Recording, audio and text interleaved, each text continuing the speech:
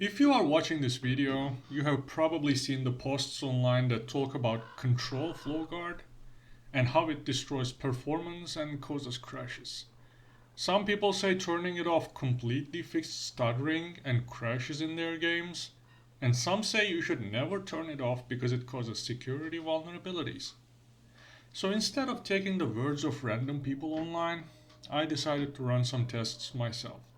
After all, that's the best way to eliminate any confusion and doubt, and the results confirmed my initial expectation. Control flow guard did not cause any performance problems or stuttering or whatever. However, there is one important caveat to my test results, which shows the power of placebo effect and how random people on the internet can have biased opinions. So I decided to make this quick video as a warning regarding the effects of placebo and why you should always test such claims and see for yourself. So to make the test, I decided to go through 3 separate runs of Metro Exodus Enhanced Edition benchmark with and without control flow guard and compare the results. Simple, right? So I turned off all background applications with only Steam running in the background, and here are the results. After these results, I turned off control flow guard, restarted the computer, and ran the same test. Again, only Steam running in the background, and the benchmark had the exact same graphical settings. When I saw the results, I was shocked, because maximum, average, and minimum FPS all increased considerably. Now at this point, most people would jump to the conclusion and start writing on the internet how disabling control flow guard increased their FPS, and maybe even add a few facts of their own for dramatic effect. To be honest with you, I almost did that myself. But then I realized one difference between the two tests.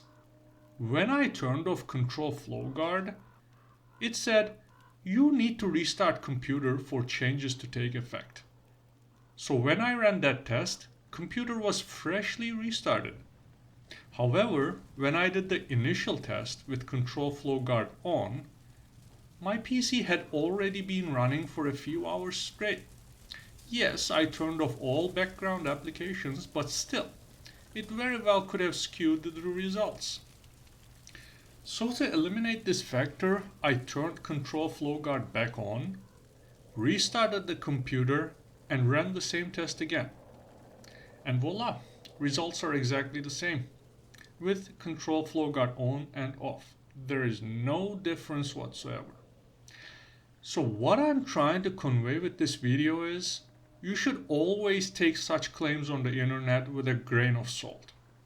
Because when these people make these tests, they have an initial expectation to begin with, so they can't help but be biased. When people test control flow guard, for example, they want it to perform worse, so they remain biased. So before I end the video, I want to say that you should not even take my test as a gospel.